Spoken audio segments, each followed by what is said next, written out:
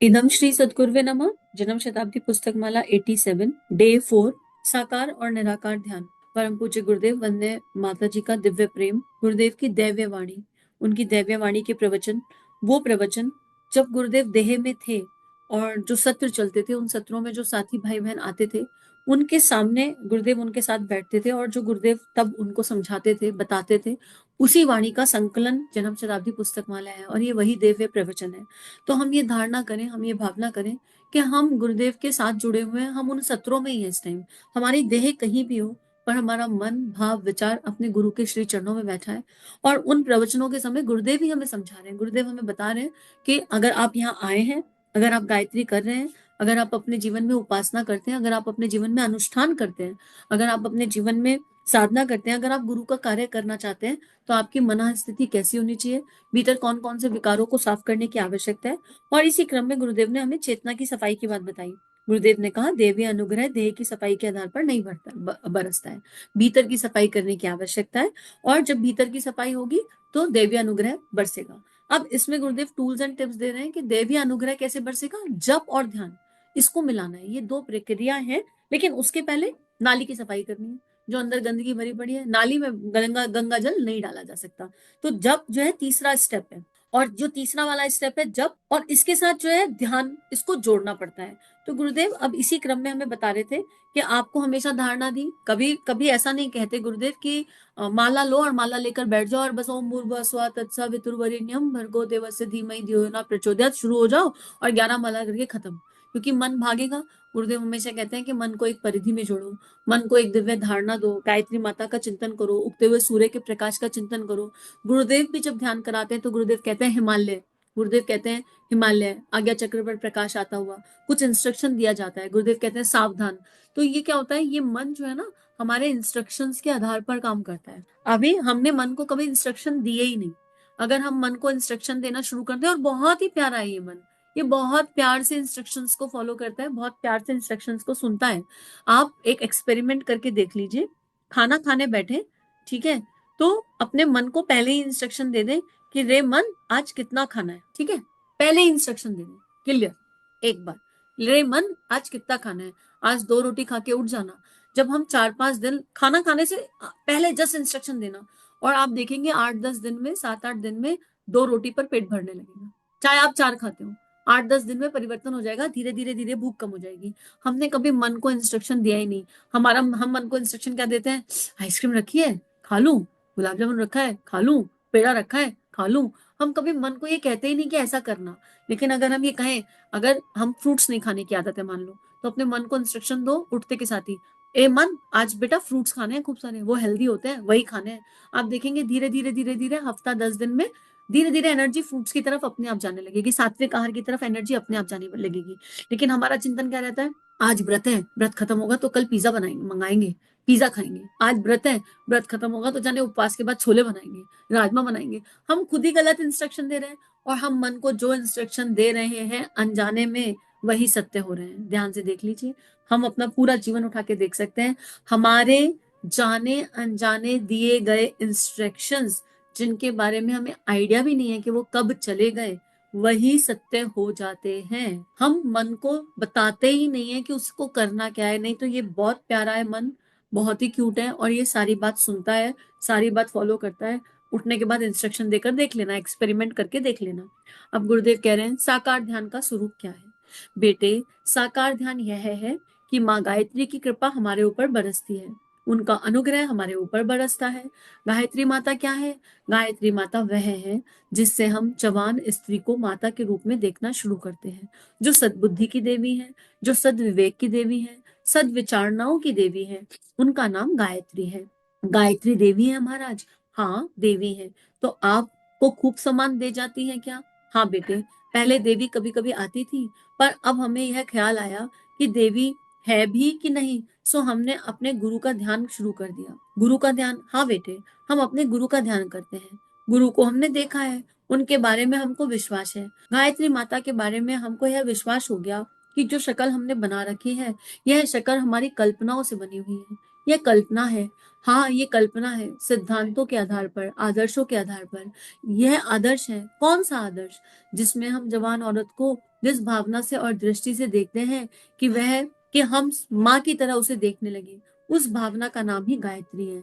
अर्थात गायत्री काम वासना से मुक्त करने वाली शक्ति है, प्रज्ञा रतमरा जागृत करने वाली शक्ति है। मित्रों, कोई जवान औरत हमको दिखाई पड़े और आंखों में यह भाव आए कि यह हमारी माँ है, तो समझिए कि आपको गायत्री अनुभव में आ गई।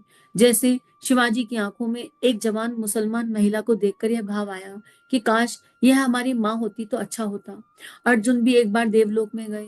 देवलोक में अर्जुन को क्या क्या उपहार मिलने चाहिए, इसकी परीक्षा लेने के लिए उन्होंने क्या किया, उन्होंने यह किया कि उपहार पीछे देंगे, पहले देखें कि ये इस लायक भी है या नहीं। उन्होंने स्वर्ग की सबसे सुंदर महिला उर्वशी को उनके पास भेजा।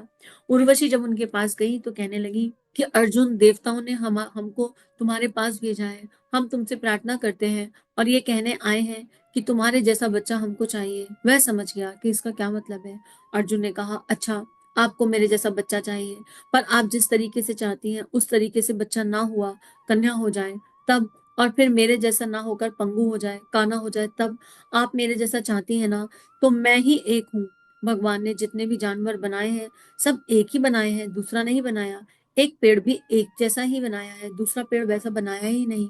एक पत्ता किस पेड़ जैसा है, दूसरा पत्ता वैसा नहीं है। हर चीज अलग बनाता है भगवान, दूसरी तो बनाता ही नहीं। मैं भी जैसा बन गया हूँ, मैं तो एक ही हूँ, दूसरा तो भगवान बनाने वाला नहीं। इसलिए मेरे जैसा तो मैं एक ही हूँ। आपकी प्रार्थना को मैं स्वीकार करता हूँ, आपके आदेश को मानता हूँ, अतः आज से मैं आपका बेटा होता हूँ। आइए माता जी, यह टीका मस्तक पर लगाइए, और फिर आज से मैं आपका बेटा हूँ और आप हमारी माँ हैं। और यही स्वामी विवेकानंद के जीवन का भी उदाहरण है।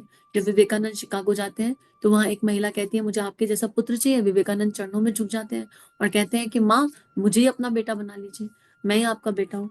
तो गुरुदेव यहाँ क्या समझा रहे हैं? गुरुदेव ध्यान का साकार रूप समझा रहे हैं। अब हम कौन से भगवान का ध्यान करते हैं? हम राम जी का ध्यान करते हैं। तो क्या हमने समझा कि राम जी के गुण क्या है? अगर हम राम जी का ध्यान करते हैं तो हम मर्यादाओं का पालन करते होंगे, हमारे अंदर संयम होगा, हर तरह का संयम, इंद्रिय संयम, अर्थ संयम, विचार संयम, भाव संयम, हर तरह का संयम होगा। हमारी भावनाएं इधर उधर जा ही नहीं सकती। हम अगर गणेश जी का ध्यान करते हैं तो हमारे पास रिद्धि सिद्धि होगी, हमारे कान बड़े बड़े होंगे, हम बुराई भलाई में नहीं फंस सकते। अगर गणेश जी का ध्यान कर रहे हैं तो बड़े बड़े कान मतलब सुनने की क्षमता बहुत गहरी है, हम listening skills, strong listening skills वाले इंसान हैं। हम कभी किसी की बुराई नहीं करेंगे कभी। और फिर गणेश जी का ध्यान करते हैं तो हमारी लेखन क्षमता बहुत अच्छी होगी। गुरु की बात लिखें, व्यास जी बोलते रहे और गणेश जी लिखते रहे, और लिखते रहे महाभारत जैसे दिव्य ग्रंथ की रचना हो गई। तो अगर हम गणेश जी का ध्यान करते हैं तो क्या हमने चिंतन किया कि गणेश जी ने महाभारत कैसे लिखी? बिना सोए लिखी, लगातार में लिखी, क्योंकि व्यास जी ने ये कंडीशन रखी थी कि 1 मिनट भी रुकना नहीं चाहिए, 1 सेकंड भी फ्लो रुकना नहीं चाहिए, मैं बोलूंगा और तुम लिखोगे। क्या हमारे गुरु बोल रहे हैं तो हम कर सकते हैं उसके आधार पर? हम लक्ष्मी जी का ध्यान करते हैं तो लक्ष्मी जी का ध्यान करके हमको नोट बरसते हुए दिखाई दे रहे हैं अगर, तो फिर हमारी समस्या है कि हमें नोट बरसते हुए दिखाई दे रहे हैं, हमने लक्ष्मी के सही स्वरूप को समझा ही नहीं। लक्ष्मी का ध्यान करना मतलब 8 लक्ष्मी, अष्ट लक्ष्मियों का ध्यान करना। लक्ष्मी का ध्यान मतलब वो लक्ष्मी जो सबको बराबर देती है, जो सबको बहुत प्यार करती है और जो नारायण के चरणों में बैठी रहती है। तो गुरुदेव यहाँ समझा रहे हैं कि ध्यान का मतलब क्या है, हम कौन से भगवान का ध्यान कर रहे हैं, कौन सी एनर्जी में हमारा मन लगता है। हम जिस एनर्जी में हमारा मन लग रहा है उस एनर्जी के गुण अगर हमारे अंदर आ रहे हैं तो हमारा ध्यान सही दिशा जा रहा है, तो उस जप का फल होगा, और बाकी नहीं होगा। उसके अलावा जो बेस्ट ध्यान क्या है, वो गुरुदेव ने कहा कि गायत्री माता का ध्यान हम करते थे, उन्होंने हमें सद्बुद्धि दी, सद्विवेक दिया, सद्विचार दिया। लेकिन एक समय पे समझ में आया कि गायत्री माता हमारी कल्पना है, ये कल्पना से बनी है, और ये हमें क्या सिखाना चाहती है, ये हमें काम वासना से ऊपर उठना सिखाना चाहती है। ये चाहती है कि हम हर नारी में माँ देखें। लेकिन आज के युग में तो नारियों को भी ये समझने की आवश्यकता है, नारियों की दृष्टि को भी तो पवित्र होने की आवश्यकता है। पहले तो कह देते थे कि चलो मेल्स की दृष्टि पवित्र हो जाए, वो हर नारी में माँ को देखे, पर पहले नारी अपने आप में माँ को तो देखना शुरू करे। अभी तो नारी अपने आप में माँ को नहीं देख रही। अगर नारी अपने आप में अप्सराओं को देख रही है, स्वर्ग की सुंदर, और अपने आप को बहुत खूबसूरत मांग रही है। देखो, नारियों में इंडिविजुअल किसी नारी से कोई प्रॉब्लम नहीं है यहाँ पर, लेकिन जब एक फीमेल अपने आप को कैरी करती है और अपने आप को वो मातृ भाव से कैरी ना कर कर नारी भाव से, यानी युवा अवस्था और युवा भाव से कैरी करती है, तो उसके अंदर कहीं ना कहीं एक डर भी होता है, एक कहीं ना कहीं एक असहज एनर्जी होती है। जब बैड एलिमेंट्स मिलते हैं तो एक घबराहट निकल कर आती है। दूसरा, कहीं ना कहीं वो एक भाव होता है कि लोग मुझे देखें, सबकॉन्शियस माइंड में मेरी खूबसूरती को प्रेस करें। नहीं, ये देह की खूबसूरती है, इसको थोड़े दिन प्रेस किया जा सकता है, लंबे समय नहीं। तो जब तक नारी नारित्व के गुण को कैरी नहीं करेगी, जब तक नारी अपने आप को मातृत्व भाव की एनर्जी पर नहीं ले जाएगी, माताएं सुंदर भी लगती हैं, ऐसा नहीं है। हमारे यहाँ श्री राधा जी है, 16 श्रृंगार करके, गजब का श्रृंगार करके श्री राधा जी का चित्रण किया गया है। और सोचिए जब श्री राधा कहीं से निकलती होंगी तो क्या ही होता होगा।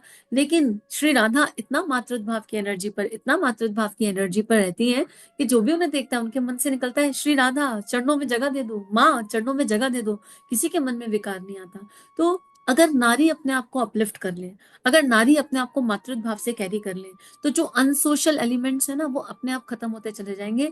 देखते के साथ ही जो एनर्जी रेडिएट होगी वो यही होगी कि ये तो माँ जैसी लग रही है, ऑटोमेटिक। पर नारी ने स्वयं अपने आप को, सॉरी टू से, भोग्या मान लिया है। नारी कॉलेज में ये हाल हो गया है, सॉरी हमारे यूथ का ये हाल हो गया है कॉलेज में, कि अगर 4 लड़कियां हैं और एक को 4 लड़कों ने प्रपोज किया, एक को 8 ने प्रपोज किया, एक को 10 ने प्रपोज किया और एक को एक ने भी नहीं किया, तो जिस लड़की को एक भी लड़के ने प्रपोज नहीं किया वो डिप्रेशन में चली जाएगी, वो गिल्ट में चली जाएगी। और जिसको 4 ने किया उसको लगेगा मेरे अंदर कुछ कम है, मुझे कम प्रपोजल मिले हैं। मतलब ये स्टैंडर्ड हो गया है कि more proposal means we are more attractive, we are more name and fame. Sorry, पर ये सत्य हो रहा है, यही हो रहा है क्या। और फिर लड़कियां, वो बच्चियां, वो लड़कियां, वो तो बच्चियां सी हैं, नादान सी बच्चियां हैं, 16 17 18 20 25 साल की छोटी छोटी बच्चियां हैं। फिर जब ये घर से निकलती हैं तो इसी दृष्टि से निकलती हैं, आज कितने प्रपोजल मिलेंगे, आज कितनों को घायल किया। आपस में बात करते हैं तो इस तरह बात करते हैं, आज तो बहुत हॉट लग रही है, क्या मतलब है इस बात का, आज तो बहुत हॉट लग रही है, कितनों को घायल करने का इरादा है, क्या बात है, क्या मतलब है इस बात का। हमें एज एन इंडिविजुअल सोचना पड़ेगा, अपनी एनर्जी को अपलिफ्ट करना पड़ेगा। और जब तक नारी ही खुद को भोग्या मानेगी, जब नारी ही अपना स्टैंडर्ड ये रखेगी कि आज तो मैं 100 को घायल करने जा रही हूँ, तो कैसे हो पाएगा बताइए, युग परिवर्तन कैसे होगा। और यहाँ पर मैं ये नहीं कह रही कि भाइयों की दृष्टि ठीक है या ठीक नहीं है, ये बात नहीं करी जा रही, लेकिन भाइयों की दृष्टि ठीक करने की क्षमता किसमें है। एक नारी ने ही तो जन्म दिया है, जन्मदात्री में शक्ति नहीं होगी तो और किसमें होगी। पावर ऑफ क्रिएशन तो नारी के पास ही है ना, नारित्व में वो शक्ति है, नारित्व में वो गुण है। वही नारी नारी अपने स्तन से उस पुरुष का पालन पोषण करती है, उसको बालक मानकर उसका पालन पोषण करती है। तो नारी में वो शक्ति है। अगर नारियां जाग जाएं तो वासना की शक्ति इस ब्रह्मांड से ऐसे खत्म हो जाए कि कभी रहेगी ही नहीं, कभी नहीं रह सकती। अगर नारी, तभी तो कहा है नारियों जागो अपने को पहचानो, इसका क्या मतलब है। नारियों जागो, सो रही है क्या कुंभकर्ण के जैसे। गुरुदेव को क्या जरूरत थी आवाज लगाने की, नारा देने की, नारियों जागो अपने आप को पहचानो। तो हमने इस तरह पहचाना, जाग जाओ और कॉम्पिटिटिव एनर्जी पर चले जाओ और नौकरी करो। जागने का मतलब है नौकरी करो। अरे भाई, नौकरी करना बुरा नहीं है, अच्छा है, स्वावलंबन एक शक्ति है। पर हमने जागने का मतलब कंपटीशन से लगा। कंपटीशन की बात कभी थी नहीं, क्यों, कंपटीशन संभव ही नहीं है। अरे कंपटीशन दो बराबर की एनर्जीज में होता है, नर और नारी में कंपटीशन पॉसिबल ही नहीं है। कैसे हो जाएगा। एक एक पुरुष 100 किलो, 10 किलो, 20 किलो वजन उठा सकता है, नारी वैसी बनी नहीं उठा सकती, लेकिन गर्भ में एक संतान का भार उठा सकती है। कहाँ कंपटीशन है। अरे एक पीएचडी वाले का एक 5th वाले से कंपटीशन होगा क्या। या एक ही क्लास लगा लो, एक क्लास है 12th, एक के पास बायोलॉजी है, एक के पास मैथ्स है, जो मैथ्स में टॉपर है और जो बायोलॉजी में टॉपर है वो दोनों ही टॉपर कहलाएंगे, या उनका कंपटीशन हो जाएगा आपस में, उनका आपस में लड़ाई झगड़ा कराया जाएगा। वो दोनों टॉपर है, मैथ्स वाला बायोलॉजी को सॉल्व नहीं कर सकता, बायोलॉजी वाला मैथ्स को सॉल्व नहीं कर सकता, दोनों एक क्लास में। तो नारी और पुरुष एक ही क्लास में है, एक ही अवस्था में है, दोनों के पास सब्जेक्ट अलग अलग है। पुरुष देह से वजन उठा सकता है, नारी गर्भ में वजन उठा सकती है। नारी के अंदर वो शक्ति है कि वो दर्द ज्यादा सह सकती है, 206 हड्डियों के टूटने का दर्द। पुरुष की भावनाओं संवेदनाओं को एड्रेस करने के लिए नारित्व के भाव की जागरण की आवश्यकता है, तभी तो ये एनर्जी खत्म होगी। तो हमने उसको कंपटीशन मान लिया, कंधे से कंधे मिलाकर चलने की एनर्जी को हमने सोचा से तेरी सैलरी कितनी, मेरी सैलरी कितनी, तेरी डिग्री कौन सी, मेरी डिग्री कौन सी। शिक्षा पर सबका बराबर अधिकार है, समान अधिकार है, शिक्षा मैंडेटरी है। पर शिक्षा के मूल में क्या है। शिक्षा इसलिए मैंडेटरी नहीं करी गई है कि इसलिए कि अगर पति की सैलरी 1 लाख है तो पत्नी का अच्छा, जब तक मेरी 2 लाख नहीं होगी जब तक कैसे दबाऊंगी कैसे, नहीं। अरे किसी की ज्यादा हो किसी की कम हो क्या फर्क पड़ता है, अकाउंट तो एक ही है ना, दोनों का अकाउंट एक है, क्या फर्क पड़ता है। और फिर पुरुष को ये अहम नहीं करना चाहिए या हीन भावना में नहीं जाना चाहिए, पुरुष भी उस अहम में चले जाते हैं। प्रोटेक्टिव, पुरुष वॉज अ प्रोटेक्टिव एनर्जी, वो प्रोटेक्टिव एनर्जी डोमिनेटिंग एनर्जी में कन्वर्ट हो गई, वो प्रोटेक्शन करना चाहता है। और नारी जो है साथ साथ चल रही है, कंधे से कंधा मिला के चलने में कह रही है हमें प्रोटेक्शन की आवश्यकता नहीं है। अरे क्यों आवश्यकता नहीं है, ले लो ना, कोई तुम्हें प्रोटेक्शन दे रहा है तो दिक्कत क्या है लेने में, हमारा अहंकार टकरा जाता है यहाँ पर। अरे इट्स ओके, पिता का प्रोटेक्शन मिल रहा है, भाई का प्रोटेक्शन मिल रहा है, it is beautiful, it is something very nice. तो गेट इट ना, ले लो ना, तुम्हारा भाई तुम्हारा ध्यान रखना है, तुम्हारा पिता तुम्हारा ध्यान रख रहा है, इसमें प्रॉब्लम क्या है? ईगो पे प्रॉब्लम है? वैसे ही पति ध्यान रखता है तो ले लो ना वो प्रोटेक्शन, उसमें दिक्कत क्या है? नहीं, आप जो अपने साथियों को दे सकते हो, एक बेटी जो पिता को दे सकती है वो एक बेटा थोड़ा ना देगा। तो अगर प्रोटेक्शन ले रहे हैं तो उनकी भाव संवेदनाओं को भी तो एड्रेस कर रहे हैं।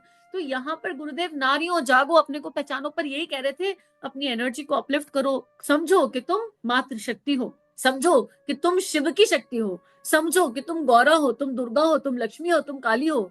लेकिन हम तो अपने आप को भोग्या मान के बैठ गए, डायरेक्टली या इनडायरेक्टली।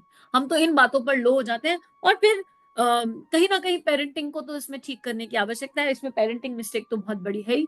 जब तक पेरेंटिंग ठीक नहीं होगी तब तक ये प्रॉब्लम सॉल्व कैसे होगी? क्योंकि क्यों अब आजकल पीरियड्स भी जल्दी आने लगे। आज से पहले अब आजकल 11-12 साल की बच्चियों को पीरियड्स आ सकते हैं। क्यों आ जा रहे हैं? पीरियड्स का मतलब क्या? हार्मोनल चेंज, इतना स्ट्रॉन्ग हार्मोनल चेंज। पहले जहां पीरियड 15-16 साल में आते थे, अपना टाइम याद कर लीजिए, हम लोगों को 9, 10, 11, 12 में आते थे कहीं। आज की डेट में 4th, 5th क्लास की बच्ची को पीरियड्स आ जाते हैं। क्यों आ जाते हैं? इंफॉर्मेशन बहुत ज्यादा अवेलेबल है, ना तो भावनाओं का निर्माण हुआ उस हिसाब से, ना दिमाग का निर्माण हुआ उस हिसाब से, और इन्फॉर्मेशन एक्सट्रीम पर अवेलेबल है। कैसे? अगर माता पिता जागरूक नहीं होंगे, अगर माता पिता अवेयर नहीं होंगे तो कैसे हम अपने बच्चों को समझाएंगे? कैसे उन्हें राइट एनर्जी बताएंगे? कैसे उन्हें फोकस कंसंट्रेशन सिखाएंगे? तो ये बहुत मैंडेटरी एनर्जी है कि नारियां पहचाने, और इसमें परिवार का बहुत बड़ा रोल है। परिवार का रोल सुनना है, जानना है और समझना है। तो इसके लिए यहाँ पर तो नहीं बताया जा सकता इसको, पर जन्म शताब्दी पुस्तक माला 69, जन्म शताब्दी पुस्तक माला 69 के 34 वीडियोस हैं, और उसपे लिखा भी है पेरेंटिंग सीरीज। उसको बिना बिना विचार करे सुन लीजिए कि ये बस भगवान ने कहा है, और भगवान ने कहा है तो हमको इसको सुनना है। जन्म शताब्दी पुस्तक माला 69, मतलब एक मन में थॉट मत लाना कि हम क्यों सुने, बस सुन लो। प्यार और सहकार से भरे परिवार, उसमें इतने सारे टूल्स, इतने सारे टिप्स डाले हैं पेरेंटिंग के, इतने सारे टूल्स एंड टिप्स डाले हैं कि प्रोबेबली इट कैन हेल्प। तो आज का स्वाध्याय यहीं पर समाप्त करते हैं, और जितनी भी माताओं ने, बहनों ने इसे सुना, वो किसी और की कॉपी ना जाचे, बस अपने भीतर देखें, क्या हमारी दोष दृष्टि खत्म हो गई है? क्या हम वासना रहित हो गए? क्या हम मातृभाव की एनर्जी पर आ गए? और अगर हम मातृभाव की एनर्जी पर आ गए तो फिर हम बहुत सेफ हैं, हम फिर शेरनी आए, पक्की पक्की वाली शेरनी आए। वो उम्र कोई भी हो, अंतर नहीं पड़ने वाला है। तो इसी भाव के साथ सभी को प्रणाम, भूल चूक के लिए क्षमा। इदम श्री सद्गुरुवे नमः। सभी को प्रणाम। श्री प्रिया काउंसलिंग चैनल और देव परिवार चैनल पर जो वीडियोस आपको मिल रहे हैं, अगर ये आपके जीवन को बदल रहे हैं तो ये केवल गुरु कृपा है। आइए इस गुरु कृपा को विश्वव्यापी बनाएं। जो भी लिंक आप सुनते हैं, आपको जो भी लिंक अच्छे लगते हैं, उनको अपने व्हाट्सएप स्टेटस, फेसबुक स्टेटस, सारे सोशल नेटवर्किंग साइट्स पर लगाइए। इस टेक्नोलॉजी के माध्यम से आइए ऋषियों की, संतों की लेखनी को विश्वव्यापी बनाते हैं। जय हिंद, जय भारत। इदम श्री सद्गुरुवे नमः।